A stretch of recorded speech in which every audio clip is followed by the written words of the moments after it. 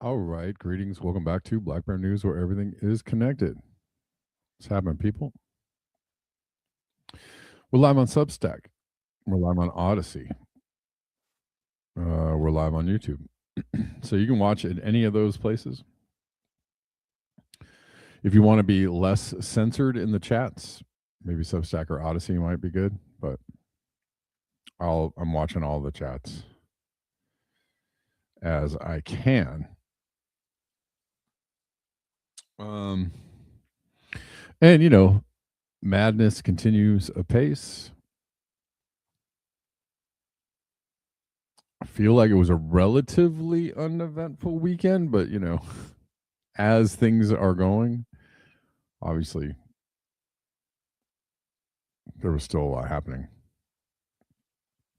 Or maybe I just didn't pay attention enough. I don't know. I have been selectively keeping up with things just to save my sanity. So do with that what you will. Because you can only take so much doom. You can only take so much insanity coming at you all the time before you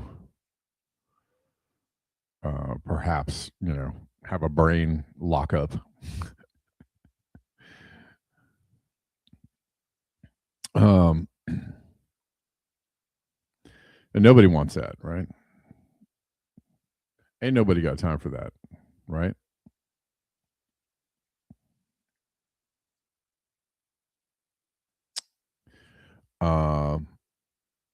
So let's get into a few things. So you know what's really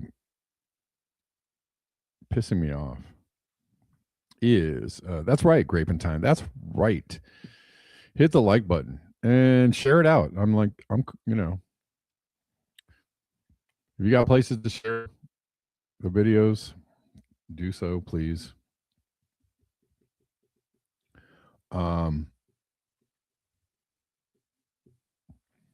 You know, I'm highly suppressed.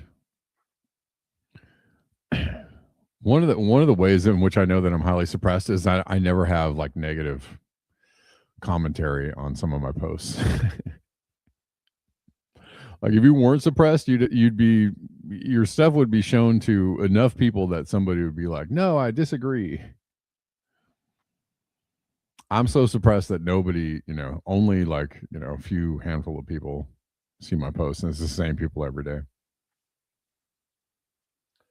I'm so suppressed that I welcome people going, no, you suck, you're wrong. I'm like, oh, really? Tell me more. Elaborate, please.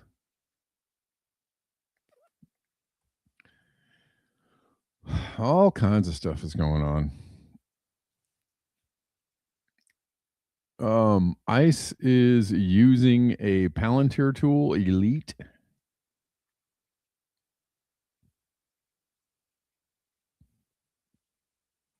Guess what it's using?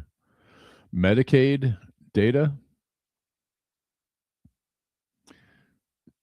Remember the Doge thing? We're going to get all in there. We're going to get in there, see what's going on, get into all these government agencies and look at all the fraud.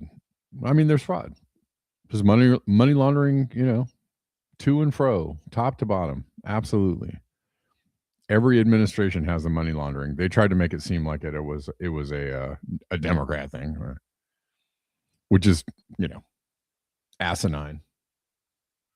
The fraud and the money laundering has been going on for decades and decades, if not centuries.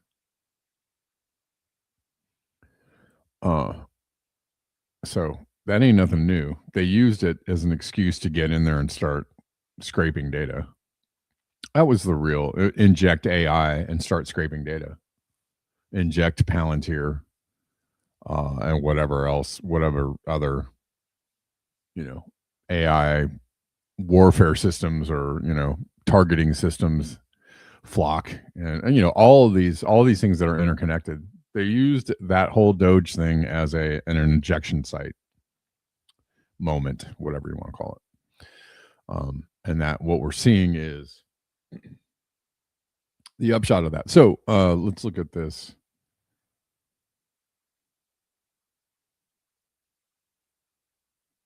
Quickly.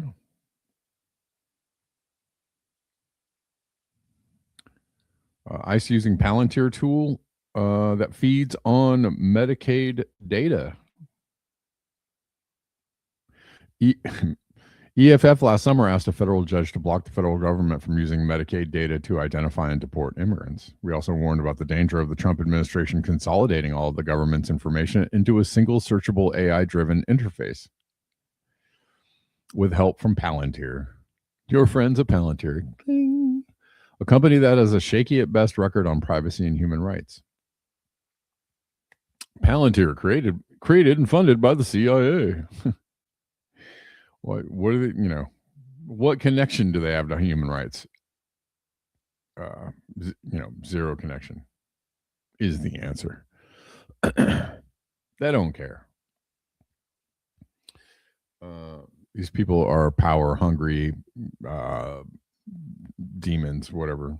Now we have the first evidence that our concerns have become reality. Palantir is working on a tool for immigration and customs enforcement that populates a map with potential deportation targets. Brings up a dossier on each person and provides a confidence score on the person's current address. ICE is using it to find locations where lots of people it might detain could be based. I mean, on some levels, you'd think, well, at least they're using, it seems like a lot of what they're doing isn't even based on data or intelligence. Like, yeah, this is all scary for sure. But it seems like a lot of their tactics just have to do with, you're brown, how about we pull you over? Which is not based on anything at all. Or, we're going to knock on your door and, see if you fit the profile. That's not based on anything at all but intimidation.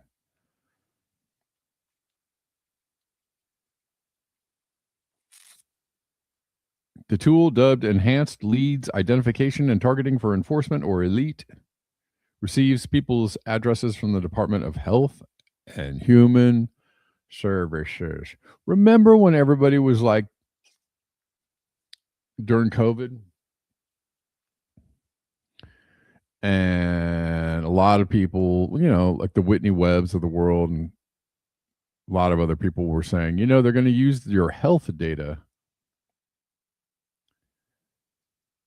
to, kind of get to you and possibly control you. And well, voila. And it is like so. Is it lagging? Let's see if this still lags over here. Oh, Dennis is talking about it lagging on Substack. Was it lagging elsewhere, or are you just talking about lagging in the past? I don't have any VPNs on right now, and I seem to have fixed whatever was going on with my browser on Thursday. But something happened. Something got funky. So if it's still lagging, I apologize. I don't know. It might be a StreamYard thing. StreamYard has been known to be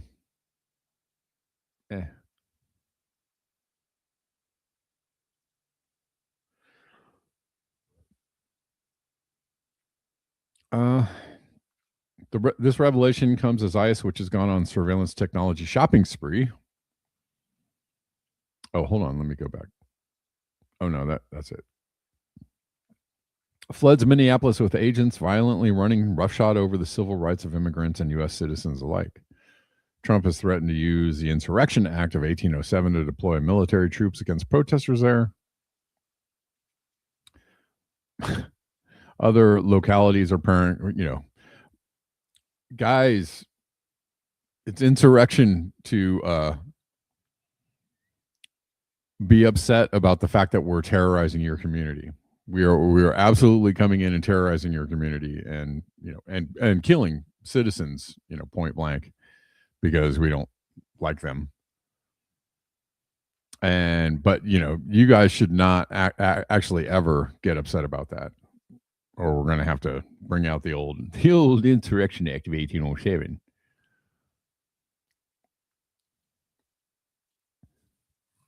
Other localities are preparing for possibility of similar surges. This kind of consolidation of government records provides enormous government power that can be abused. Do tell. Different government agencies necessarily collect information to provide essential services or collect taxes, but the danger comes when the government begins pooling the data and using it for reasons unrelated to the purpose it was collected. As EFF executive director Cindy Cohn wrote in a Mercury News op-ed last August, while couched in the benign language of eliminating government data silos, this plan runs roughshod over your privacy and security. It's a throwback to the rightly mocked total information awareness plans of the early 2000s that were at least publicly stopped after massive outcry from the public and from key members of Congress. There is nobody throwing up any resistance in Congress right now. If there is, I just don't see it. It seems like the Democrats have just absolutely folded, like the cheap lawn chairs that they are.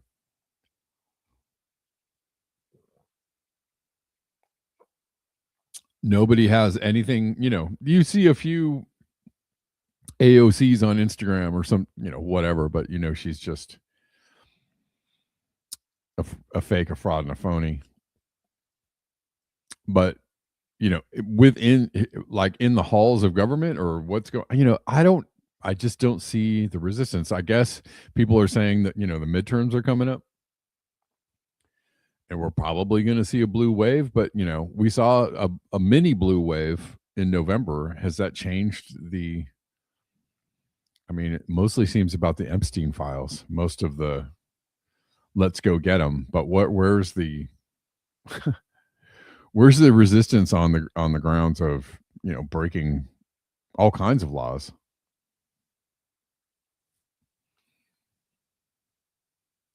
Posse comitatus, habeas corpus, the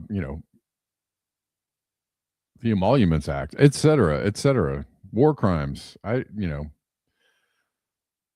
Not having Congress okay almost anything. I don't know, once in a while they get together to send Israel some more money. Congress is an absolute useless baggy, you know what, right now, and the Democrats are the lead of the useless. I don't know, I just don't know. I don't know how to change that, but I don't know. Maybe I'm gonna have to go scour the uh, the election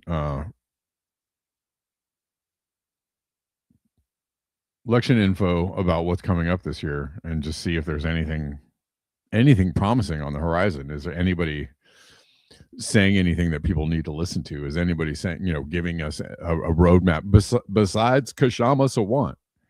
Is anybody giving us a roadmap to something better? And it could be that my lack of being able to see it, or the lack of anybody being able to see it, it could be algorithmically driven.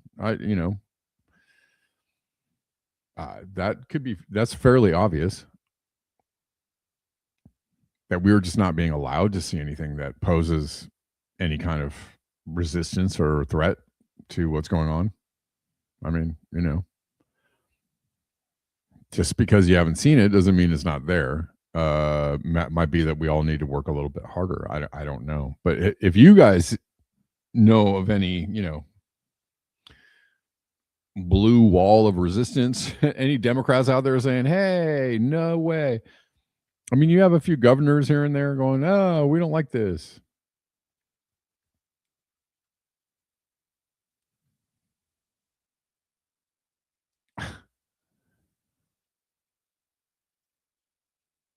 But besides the people being out in the street and putting themselves in harm's way, I just don't see a lot of real pushback.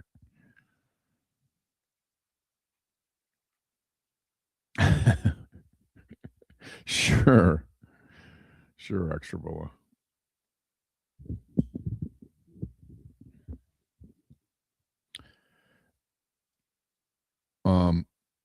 What we're getting, pretty much is kind of like we're getting an implosion of what we knew to be, the US of A. we're whatever semblance of constraint, normalcy,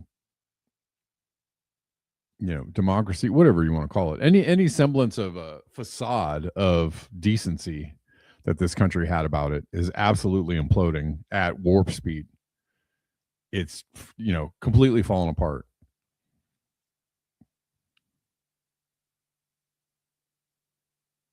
And besides people on social media, and besides people out in the street, I don't see any other really large resistant movements. I don't even see people saying hey, general strike today, we start now, right now. How about now?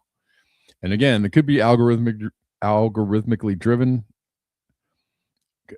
Obviously they have ramped up the ability to squash certain information. I see people, lefties saying we're being really, and no, and of course you would. Lefties have always been the target. Lefties in the socialist movement has always been the target, right? Of both the Democrats and the Republicans. They're obvious Republicans use socialism as a foil and call the Democrats socialists, but they are not socialists. They are right wingers who hate socialists just as much as the right GOP does.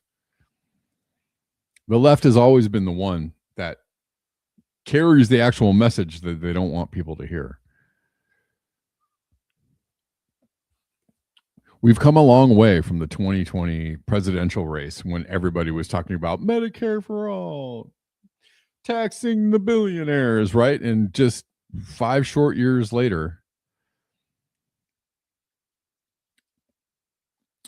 how about poverty? How about a pipeline to Prison Planet? We've gone so far in the opposite direction of having any discussions around making things better. We're just trying to stop things from going, complete Auschwitz.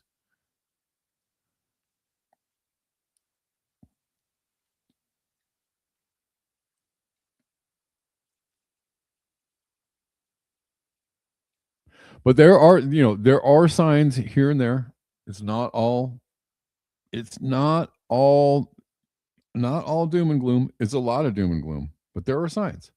There are signs that people are pushing back in ways that are significant. I've seen. Didn't I think I saw that Spotify stopped running ICE ads, and that has to be because of social media outcry. So good on you guys for pushing back. Yeah, this is from 5 days ago. The Guardian, Spotify no longer running ICE recruitment ads. It doesn't mean they're they're an ethical company now. That's not what it means. But there's a coronal mass ejection en route. Oh, cool, fun.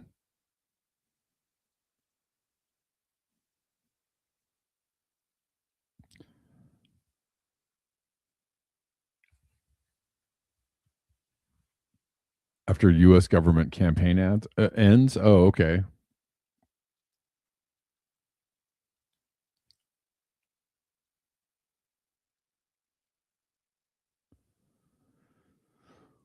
Well, hold on. Let's see if this is actually.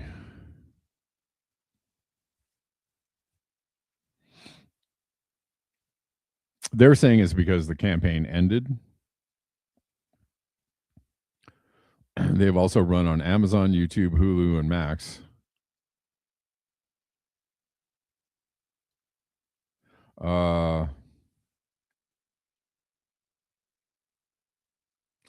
Ad campaign ended before Renee Good was shot.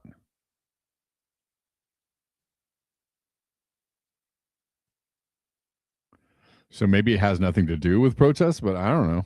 It wasn't very popular. They were losing. Artists were leaving the platform. Artists with some visibility were, and there were enough. I had seen enough artists saying like, "We're pulling all of our music off Spotify." You'd have to think that maybe it had something to do, little to do with that. Maybe they were losing subscriptions.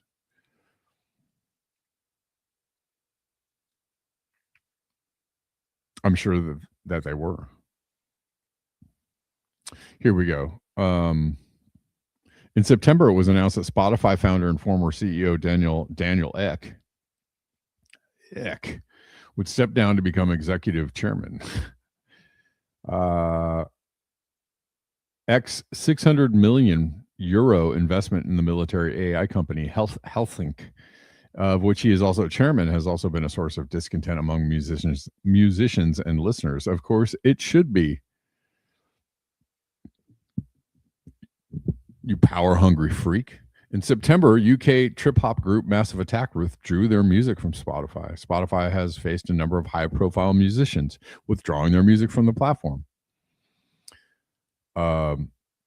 With some motivated by the ICE ads and also protesting X investment in Helsing. Among the Australian psych rock band King Gizzard, Godspeed You, I don't know who they are, Deerhoof, Kaja Bonet.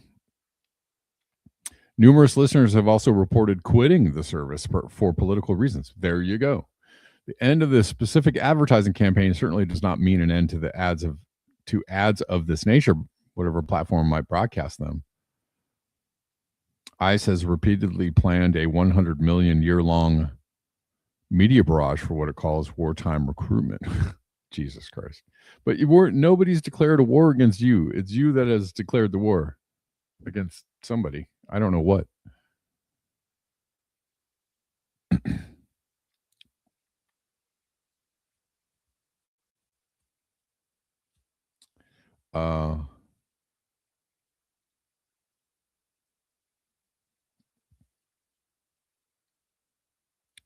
Yeah, no, they did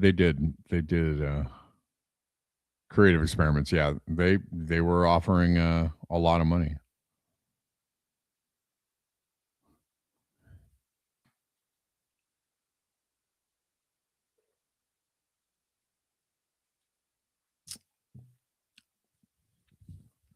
Well, sure, JMW, sure.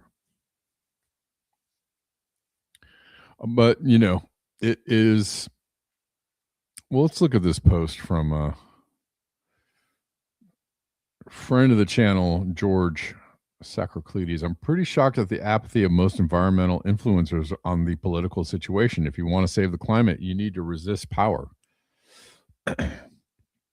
This is not the time to show pretty people flowers and polluted rivers, but who is destroying them? Sure. Yes. I mean, I don't know that gets to the obviously there's a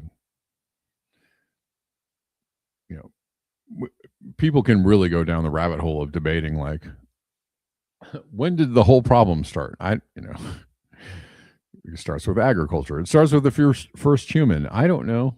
I don't know when it starts. There's also lots of debates about, there's no way to fix this, or the end is nigh, and there's ain't no stopping it. And all opinions have some validity. uh,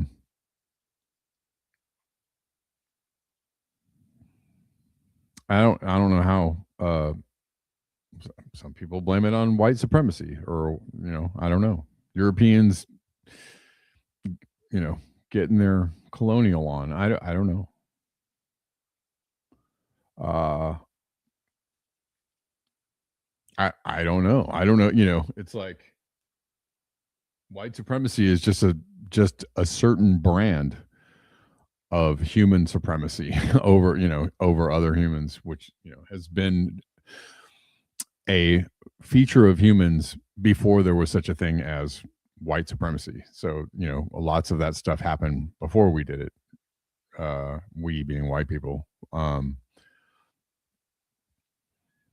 This was all going on prior. So humans have that capacity. All humans have that capacity. It's just have different ways of just I guess the Europeans just took it to new levels or whatever. How about this? How about we do it like this?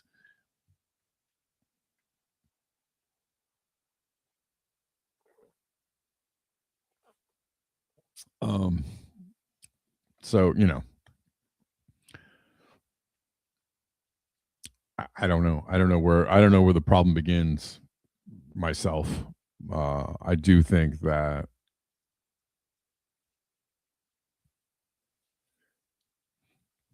we are heavy on the human advancement side and technology and power control side, and very light on the wisdom,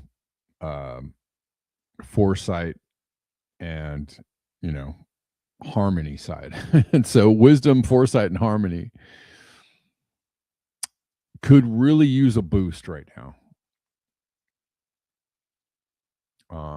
And if enough humans decided to live in that way and start teaching it to their children and start conveying it to their neighbors and start building communities around those ideas instead of power control and technology and greed,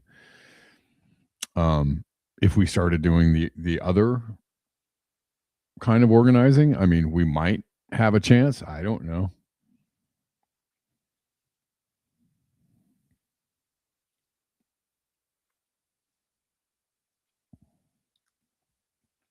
As it stands, we are clearly in the most gilded of gilded ages. At the peak of the Gilded Age in 1910, the first one, the richest 0.00001% of the U.S. population owned wealth equal to 4% of national income. Now the richest 0.00001% owns 12% of the national income. U.S. billionaire oligarchs today are even wealthier than the original robber barons. Yep.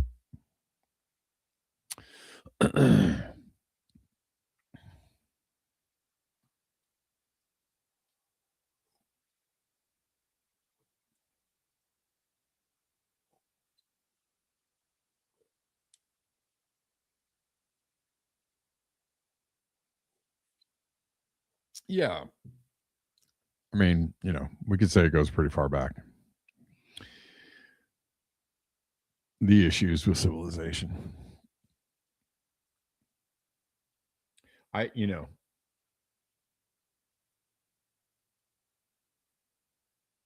vacillate between, I don't know. I don't know if I would call myself a doomer. I am, I'm well aware of where we are, but almost also aware that we are here. This is where we are.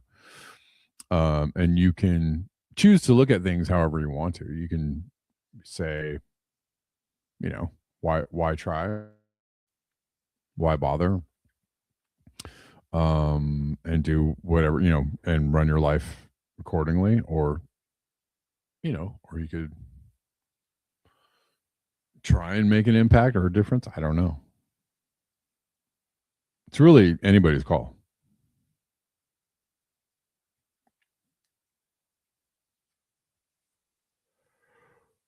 I don't know if we're definitely not wise, but we are gaining a lot of knowledge, and so maybe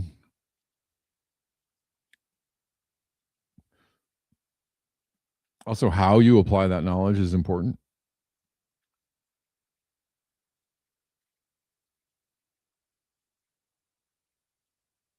It just depends on whether we're ready to give up the idea, the paradigm in which we live, which is, survival of the fittest, get mine, and everybody else can go take a flying leap. And, I'm just going to amass all the things that I can amass in order to feel safe, in order to avoid death, all that kind of stuff. If we want to switch from that paradigm into something else,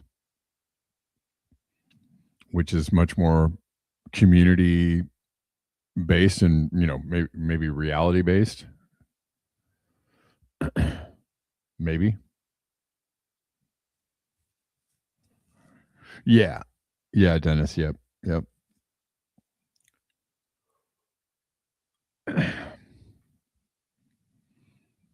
But we are in a time of great disparity between the haves and the have-nots. That or you can call it the K-shaped economy, whatever you want to call it.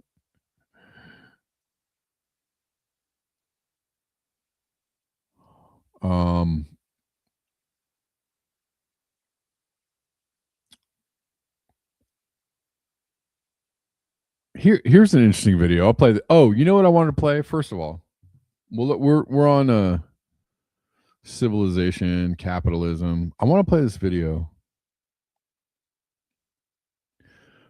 What really sucks is that I guess it must be Instagram. I'm going to blame Instagram right now, but maybe it's me. It could be my problem. Instagram is not allowing me to play clips that I want to play on my browser. Like every time I try to link a clip that I want to play in the browser, it changes to another reel. So it just like loses the thing that I'm trying to look at. And I don't know if that's an Instagram problem or a me problem or something else is going on. I don't know, but it's really frustrating. So I'm going to try and play this video from my phone. I can mirror my phone on my computer, and I think that I can show you guys the video. So hold on. Let's see if we can make this work.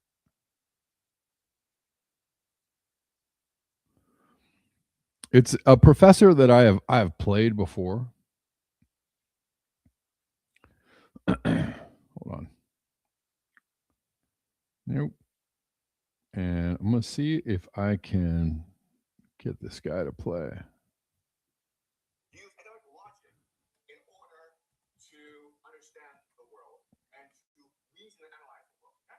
Now, let me ask you this question. Come on. Do we have sound? Yes, you are like this. Okay, hold on. All right, I think we got it. Let's see if we can get it up on the screen. Here we go.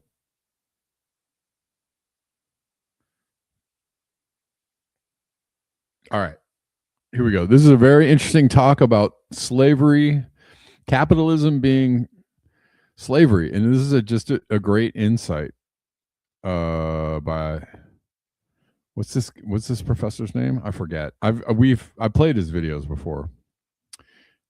Here we go. Let's try this.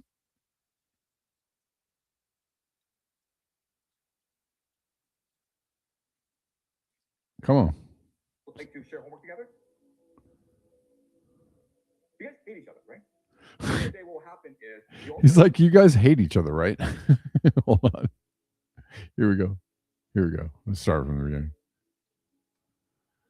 How do you guys feel about each other? Do you guys have lunch together? Do you guys have dinner together? Do you guys like to share homework together? You guys hate each other, right? At the end of the day, what will happen is you all go into debt and you all hate each other, right? So that's consumerism. This is what consumerism is. Consumerism creates a competition in society for prestige, okay? To see who can post the nicest social media pictures. This leads to the individualization or the optimization of you, okay? In other words, you are now unable to act together. You don't want to organize, you don't want to act in solidarity, okay? And ultimately, this means that you develop economic logic, okay? And what is economic logic? It's to see the world only through the lens of capital. Okay, does it make sense? So when you see someone and you're like, okay, well, do I want to date this person? You don't ask, oh, is this person a nice person? You ask yourself, how much money does this person have? Okay, you understand? You use economic logic in order to understand the world and to reason and analyze the world. Okay? Now let me ask you this question. Today, is this how China works? Is this how the world works? The answer is yes, okay? Are you like this? Yes, you are like this, okay?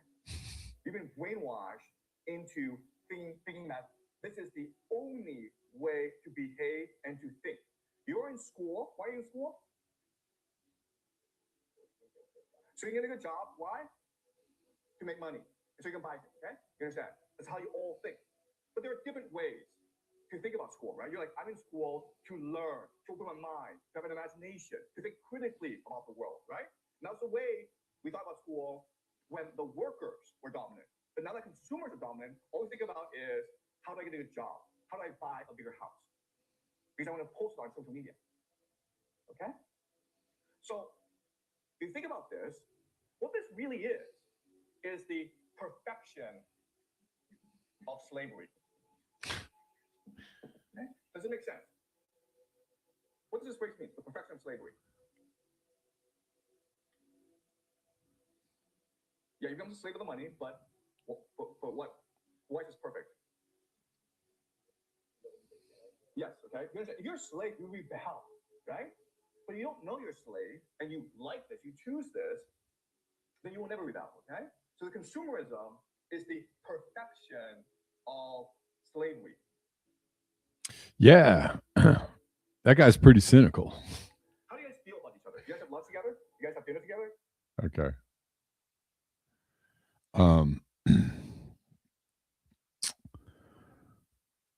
He is pretty cynical. It's true. You guys like hold on, I'm trying to get this sound off. Can we get the sound off? You guys hate each other, right? At the end of the day, what will happen is Sorry. you all go into debt. All right.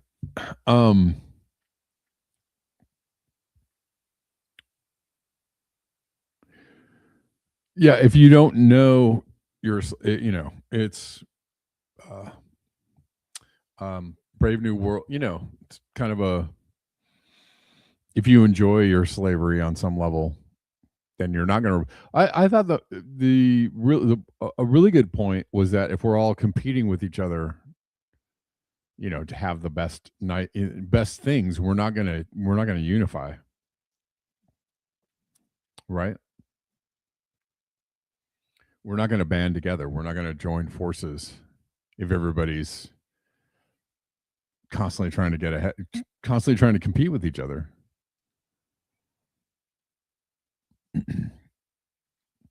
Which is, capitalism's one of its main premises is competition. competing. Survival of the fittest.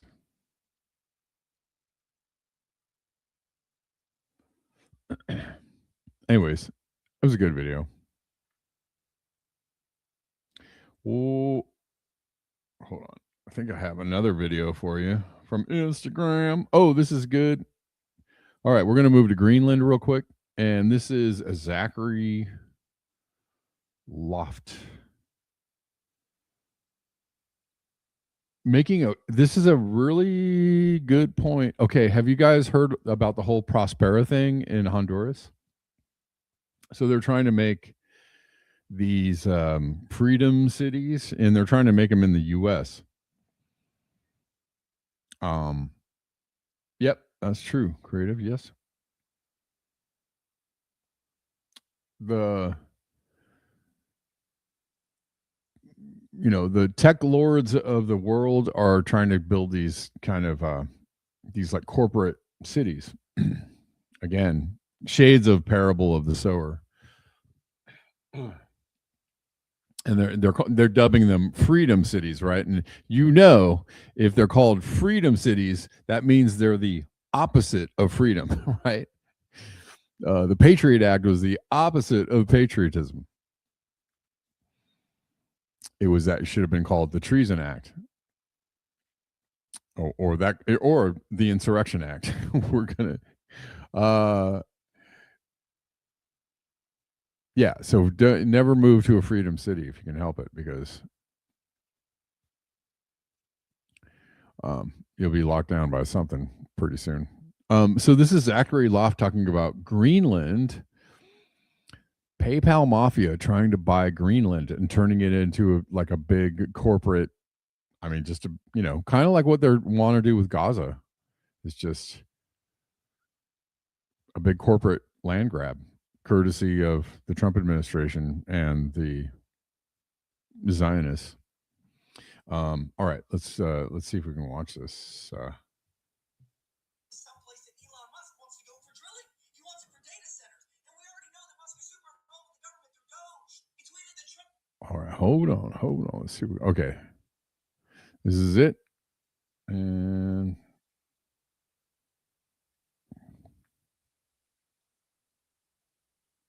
now I'm going to get sound. Come on. I'm going to get sound. Currently being branded.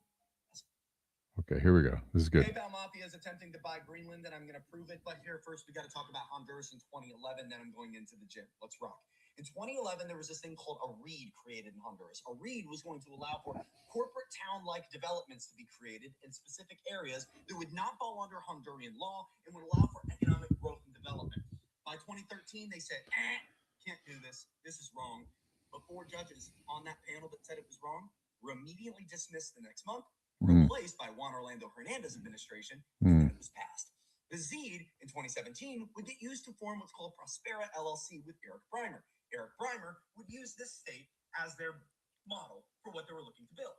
Problem: by 2021, Juan Orlando Hernandez was arrested, and the next person in charge said the ZEED can't do this. This is wrong. But Prospera LLC had already been building for 4 years, so they sue Honduras for $10.8 billion. Here's Eric Breimer's tweet regarding that exact thing. How does this have to do with Greenland? Well, the thing about it is they want this Prospera LLC to create areas where there's 1% business tax, no FDA regulation, not even crime regulation. Somebody was killed last year in Prospera LLC, and they just simply sent the money to their family and never even investigated it. They said, here you go, shut up for some money. Who's backing Prospera LLC? Peter Thiel and Mark Andreessen through a company named Pronomos Capital. Pronomos Capital was founded by the grandson of Milton Friedman. Milton Friedman was the one who helped Reagan create Reaganomics. Interesting. Patrick Friedman, his name, also had this idea of seasteading. Seasteading was this idea of creating a city out in the ocean in the middle of nowhere so you didn't have to abide by any governance. You listened to the whales and the dolphins. That was your law. You could create whatever law, do whatever you wanted, and it became a crypto wet dream for laundering. Peter Thiel, Mark Andreessen. Peter Thiel, the founder of PayPal. Now we look at Greenland. Greenland is someplace that Elon Musk wants to go for drilling. He wants it for data centers. And we already know that Musk is super involved with the government through Doge. He tweeted that Trump was a pedophile, and then had dinner with him just last month. And now Grok is getting utilized in the Department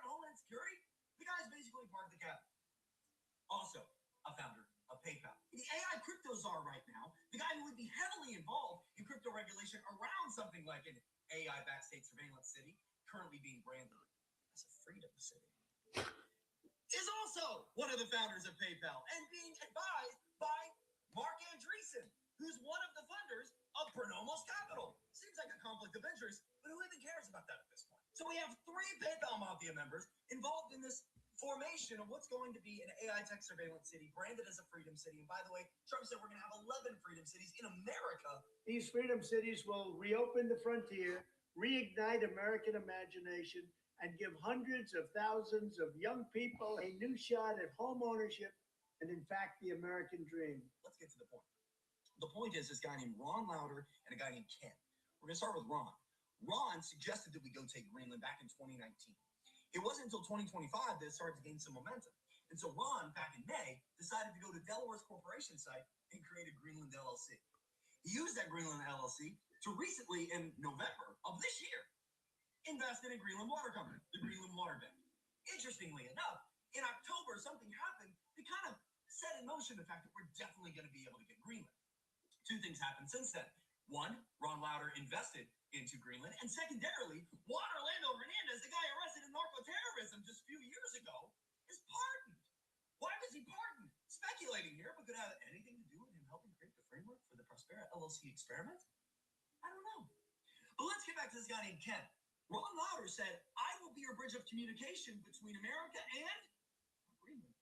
Denmark. Denmark owns Greenland. So, how could we create an official line of communication between America and Greenland? Oh, I don't know. Let's assign Ken Howry the position of ambassador to Denmark. And by the way, Ken Howry is one of the investors in the Founders Fund. And the Founders Fund was created by Peter Thiel. And the Founders Fund also helps supply funding to Pronomos Capital. Also, Coinbase Ventures helps the Pronomos Capital funding. Coinbase Ventures is heavily funded by BlackRock. Hi, Larry Fink. Okay, check this out. Ken Howry is also one of the founders of PayPal. So here's what I think is happening. Ron Lauder, this guy who looks like he just stepped out of his crypt, he's also a big writer for this guy. Loves this guy. He also serves on this council, which I won't say out loud for the sake of the algorithm. But you can put 2 and 2 together. But between him and Eric Breimer, owner of Prospera LLC, Zionism is written all over this. Secondarily, you have billionaires written all over it. Specifically, billionaires that came from a sect of the PayPal Mafia, in which a guy 2 years ago burned himself alive outside of a court hearing of Donald Trump just to get the fact out that PayPal Mafia members are coming for us. For your reading pleasure, I went ahead and put his manifesto in my bio. Might have been crazy, but he makes some decent points. So I believe that billionaires are going to utilize the desolate areas of Greenland to test AI tech surveillance cities being branded as Freedom cities, so they can bring an AI tech surveillance town to us, right to our own domestic home front. And they're going to test it in places like Greenland. And also, by the way, something similar is going on in Gaza. Seems very clear and obvious there's a conflict of interest going on, and it has to do with Greenland, and it has to do with the PayPal Mafia. The PayPal Mafia is attempting to buy Greenland, and I'm going to All right. here first. We got to talk about Honduras in 2011, then I'm going into the gym. Let's rock. In 2011, there was this thing. Hold on, I'm trying to get that sound off. A read was going to allow. All right. What y'all think about that? That's pretty educational and frightening. Very, very frightening. Lots of lightning. Oh,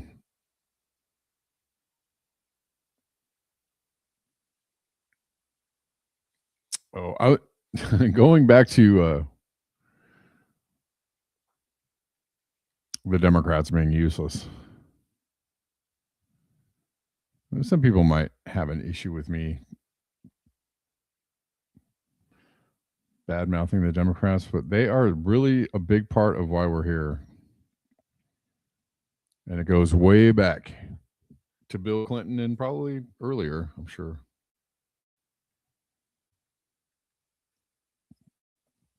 But he was the one that normalized the blue dog Democrats. We gotta, if we want to play with the big boys, we got to be more like the Republicans. And everybody's like, sure, that, I think that makes sense. What? And that was it. That's pretty much it. The next Democrat we had was Obama, and he was like, I'm just like Reagan. And then the next Democrat we had was Biden, which was like, I am a puppet. Stick your hand in me and I'll say anything you want. For a couple of mil. Yes.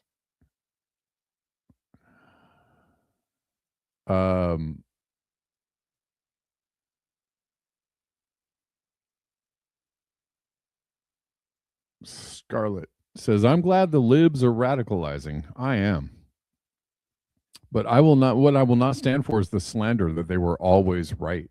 Anyone could see Trump was a fascist from a mile away, but it was in fact the left who kept saying that neoliberalism's erosion of material conditions and the politicians who championed it, like Hillary, Biden, and Kamala, would eventually lead us here. Glad you are joining us, truly. But maybe you should have listened to the people who have been proven correct time and time again before it got to this point. I mean, and she's basically underscoring, way back, the argument way back in 2016 that if you allow Hillary to be the candidate, Trump's going to win. If you actually voted for somebody who had some values or something to say to the working class or something to say to the people, a la Bernie Sanders, if you didn't go for that guy, you were going to allow Trump to win, which was proven correct. And then they did the same thing in 2020, which is like, no, there's no way we can have all these, wild-eyed socialists. We need somebody solid, center, Biden to fight Trump, which is again the wrong thing. So,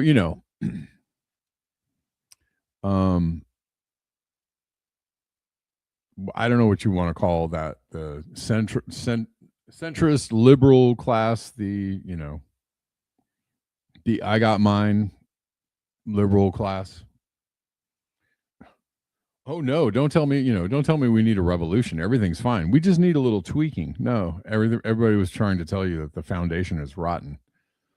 And it is so rotten now. There's nothing to build on. I don't know how we're going to build, I guess people are hoping that enough Democrats get voted in to kind of do something about something, but are they going to be enough to sway, an entire Congress to try and stand up to Trump? I don't know. Are they going to be enough to actually, kick AIPAC out of politics or turn over Citizens United or any of the things that are actually part of the structural rot? Are they going to be able to address those things? Ooh, the 8-ball says not very likely. But, got to have hope, I guess, right? I mean, if somebody has a message, I'm down. I don't know who that is. I don't want to be, it doesn't look good. I don't want to have such a doomerist outlook. It just doesn't look good. I mean, I don't even see anybody that looks like an AOC or a Bernie Sanders or a Tulsi out there who, besides Kashama Sawant, I don't see anybody else who's like, hey, maybe should make structural changes so we can, get this guy out of here and make sure this doesn't happen again. But I don't know. Well, yeah, I mean, because people have the memories of goldfish. They have and the political acumen of, I don't know, beagles. Like it's nobody understands anything about anything. Like, and they're easily like, what? Oh, really? Just the newest news story or the latest idea that pops in front of their face. That's what's most important in the moment. You can't actually have like a, linear tying things together kind of outlook on the world. It's just, the latest outrage. We live in a time, in a time of just political outrage, jumping from one political outrage to another political outrage, just, The lily pad effect, I guess. I just coined that. So TM. Where people just jump from thing to thing and go, oh, this is the most important thing right now on this lily pad. And then they'll jump to another thing. Oh, over here, this is really important. But they just can't see the whole, how it all ties together.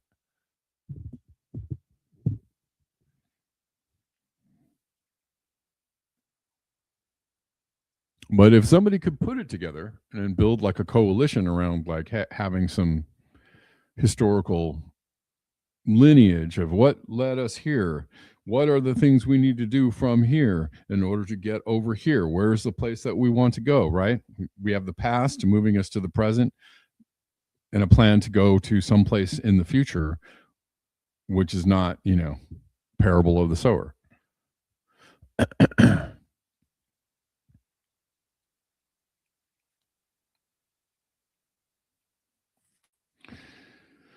Guys, if you like this channel, if you want to support this channel, if you enjoy the discussions we have here and the community we have here, consider supporting the channel at one of the links below. There are many there. All the usuals are there: PayPal, Venmo, CashApp, Zelle, Buy Me Coffee, Ko-Fi. You can also support at Substack. You can support at Patreon. You know how to do. I think I had one more thing here. Let's watch this video to take us on out. And again, this is an interesting outlook or opinion. I don't know that I totally believe this is true, but it's worth consideration, I guess. There is the idea that things as easily as Trump's and the tech goblins, as easily as they are making it seem like they can start seizing the reins of power, they can easily implode under the weight of their own hubris as well, right? Things could change very quickly. And they are literally all, bullies, which equals cowards, right? There could be just, you never know when there could be a mass movement to come up and strike fear in the hearts of the nerds or whatever. So here we go. This is called The Downfall of Hierarchy, Part 1. The downfall of hierarchy. All this crazy shit happening right now is the rise of fascism. What is fascism? The attempt to preserve the existing class hierarchy by force. Capitalism is a form of hierarchy. The rich over the poor, the owner over the worker. Patriarchy is hierarchy, men over women. Christianity is a hierarchy, God over humanity. Zionism is a form of hierarchy that places Jewish people over the rest of humanity. Racism is a form of hierarchy. White people over humanity just happens to be Western society's regional example. All of these institutions are crumbling in front of our eyes. That's what's happening right now on the news every day. Fascism is capitalism's answer to preserving the existing class hierarchy by force. Fascism uses patriarchy and racism and Christianity and Zionism to prop up class hierarchy. Preserving the class hierarchy is important to our ruling class because they want to stay in control. They don't want to lose their billions, hoarded in investment accounts and shell companies and tax shelters. According to the Federal Reserve, the richest 1% hold almost 50 trillion in wealth compared to 110 trillion for the bottom 99%. Almost one of every $3 in wealth in this country is held by the richest 1%. This kind of wealth concentration is unsustainable. Everyone knows it, especially the rich. This is why elites are panicking right now. This is why President Trump is on a fascist authoritarian power trip. Project 2025 is a blueprint for how the rich hope to hold on to power in the United States, even if the majority hates it. Fascism, hold on to power by force, use of violence, suppression of speech, suppression of freedom. This is the fatal flaw of trying to impose a fascist dictatorship in the United States, because the American people have been conditioned since childhood to believe they are free. We are told this is the land of the free. You can't suddenly start taking people's freedom and believe that they won't push back. Love of freedom is a core American identity trait. You can't challenge that without major cognitive dissonance. Cognitive dissonance is when the brain tries to hold two contradictory ideas at the same time, twisting yourself in knots because you can't believe your lying eyes. Cognitive dissonance helps break the spell, like how fire breaks the hypnosis for Indiana Jones in the Temple of Doom. Suddenly, Indy snaps out of it. That's class consciousness. Suddenly you wake up and see how the rich run everything for themselves. The rich rig the economic system so that they are the primary beneficiaries in our economy. The rich rig the electoral system so that they are the primary beneficiaries in government. The rich run our society. We all know that, right? It's not even controversial to say at this point because we are all able to observe it. We can perceive it. We have become class conscious. The rich use racism to divide the working class and preserve their own power. The rich use Christianity to divide the working class and preserve their own power. The rich use patriarchy to divide the working class and preserve their own power. Zionism too.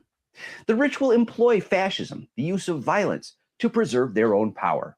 But all of these levers are failing at the same time because hierarchy is crumbling. The use of force is necessary to prop up the failing supports of racism, religion, patriarchy, and Zionism. The boomers are holding on the hardest, but they are dying off before our eyes. The end of hierarchy spells doom for capitalism. Long term, it's not looking so good for patriarchy, racism, or organized religion either. The boomers are holding on the hardest because they have the most conditioning to accept these hierarchies. But unquestioning acceptance of authority died in our society just as the boomers were coming up. The Vietnam War helped open people's eyes to the reality that authority will lie to your face to stay in power. The boomers were the first generation to reject government authority on a mass scale. They were also the first generation to reject parental authority in large numbers. Father knows best? That went away a long time ago. Yet here come evangelical Christians trying to bring it back. They call it family values. Dad is the boss of the family. Submit to hierarchy. Submit to patriarchy. Huge groups of people have been rejecting hierarchies for generations now. This is why feminism is considered a threat. The idea that a woman's life has as much value as a man's life is a threat to all hierarchies. The boomers also had the civil rights movement. People of color fought for their right to be considered equals in the eyes of our law. The idea that a black man's life has as much value as a white man's is a threat to white superiority and other hierarchies. Black Lives Matter is an explicit rejoinder that black lives should have as much value as white lives in the eyes of our law and in the eyes of everyone else. It is an explicit rejection of racial hierarchy, therefore a threat. I wanted to keep this all in one post, but it's too long. In part 2, the conclusion, how religion primes us to accept hierarchy, why authority requires hierarchy, and the one thing that could slay hierarchy in our lifetimes. Until then, please like, follow, favorite, repost, and sign up for my Substack so you can have my posts sent directly to your inbox. Let's make them pay. I hope you all found that interesting. Well, I'll dig up part 2 and we'll play that probably tomorrow. I mean, that it runs counter to I put an article up on Substack a little while ago about humans love hierarchy, not saying that not defending hierarchy, just saying that it is a feature of human organization. And I was quoting Roy Casagrande, the historian, who said humans love hierarchy. He's like, I didn't want to believe that. I used to not believe that. He's like, but it seems to be true. And the reason, my argument around that is that is how we organize ourselves. So if you're going to have a hierarchy, pick a hierarchy that works for you, right? Like, because like most animal species, there is some kind of pecking order. I'm not saying all, like most, and like nature itself, there is a pecking order. But it's all the other thing to recognize is that it's a circle, right? If you look at predator, like the predatory hierarchies, right? Well, the top predators, the apex predators, actually rely on the smaller beings that it feeds on in order to survive. If you don't have the smaller beings, you don't have the right. Kind of like capitalism, right? The oligarchs can't stay in control if they don't have people continuing to buy their products in order to keep them in power. So that is, the thing that people don't recognize is you are an important part of that hierarchy. You may not be at the top, but you have a lot of power among the many that are in the middle or at the bottom, right? You can pull the plug on the people at the top pretty quickly if you take your power away from them. If you use your power, if you take, consolidate your power and go, we're going to move over here and we're going to, take one of the bottom cards out of the house of cards, and that's all going to fall. Anyways, so I'm not saying that I'm a fan of hierarchy and bosses and people have to, I'm very anti-authoritarian myself. I just have that in my blood. I'm just saying, if you're going to have a hierarchy, pick one that works for you. All right. Creative says the problem with anarchists is that they think they can remove the excess wealth from human labor. But humans will always generate excess, and a hierarchy will be created to manage it.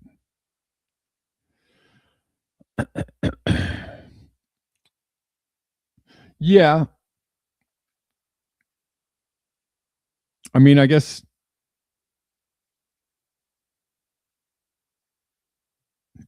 maybe. I don't know. I mean, I would like to think that we could redistribute wealth in a fair way.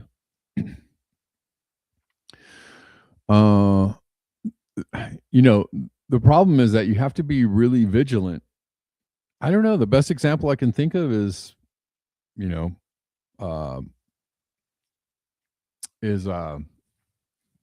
the FDR era. And when they recognized that having so many people with so much power and so much wealth was not sustainable. And it wasn't perfect on any, I'm sure lots of people are going to be like, FDR did this and he did that. Yeah, he wasn't perfect. He had, big flaws. I'm just saying that the system that was created out of that era, again, wasn't perfect. And, there's going to be people that are like, yeah, that was good for white people, but not for, yes, I know all of that. I'm just saying it wasn't perfect, but it was much more fair. It was way more fair. They recognized we have to be super vigilant about people. That's when they broke up monopolies. That's when they taxed the wealthy and corporations at 90%. That's when they started redistributing the wealth. It was just very short-lived, Then wealth and power, immediately, pivoted and said well, we got to find a way to knock this right out. Because people are getting, too powerful and too mouthy. You're too loud. Shut up. But it was an example of a direction that we could go in, right? If you really want to curtail the power of the powerful, you really have to set up systems that are extra vigilant against them amassing power. Monopolizing power, buying up everything, owning everything, transferring all the wealth to the top and sucking it from the bottom, right? You can create systems that will, reverse that power flow, but you have to create those systems, and you have to create them in a way in which they're very strong and redundant. I don't know how we ever get back there again. I'm not really sure.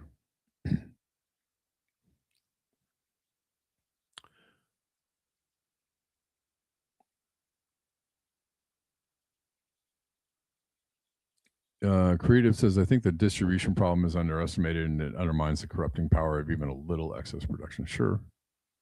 You mentioned redistribution of wealth. You always hear negative things from people who think they can become billionaires. Yeah. Well, they're always appealing to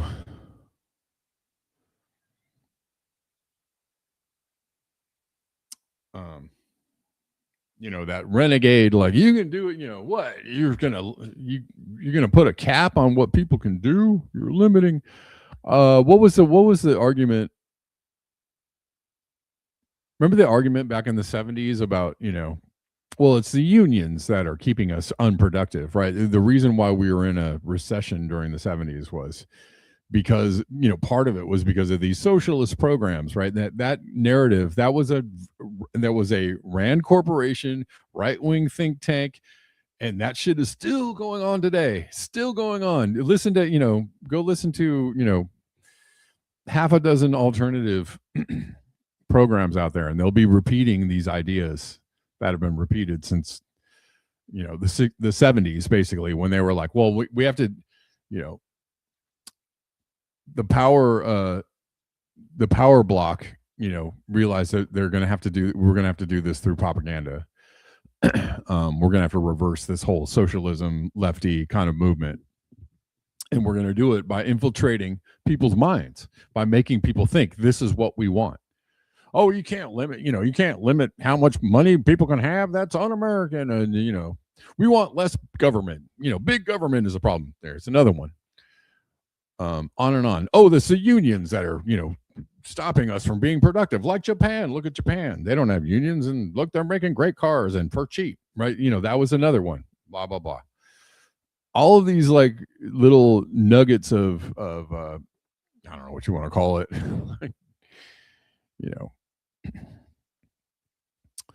Backwoods, back porch, American wisdom, kind of stuff that was disseminated by Rush Limbaugh and all the people like Michael Savage and all those people like him all through the last couple of decades have helped undermine any semblance of socialist safety nets or socialism that, actually helps people, the things that actually helps people.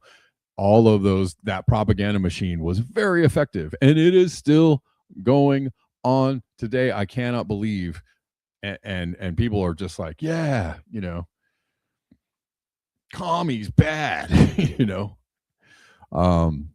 and I know, no, I think that at one time anarchism was a maybe much more pure idea, but anarchism was also something that was used by malevolent forces as a scapegoat, right? Way back in the day, in the 1900s, anarchists were used as scapegoats for like, why do we need to do this or do that? It's the libertarian anarchist crowd. I understand I kind of understand their position, but I also see that their ideas have been used to basically undermine any kind of like socialist impulse in people. And I try not to be too mad about it, but man, you all are barking up the wrong tree, and you got it 100% twisted. All right, guys, thank you so much. I appreciate you. Thanks for hanging out with me. I'll be back on Thursday at noon. So we will see you all then.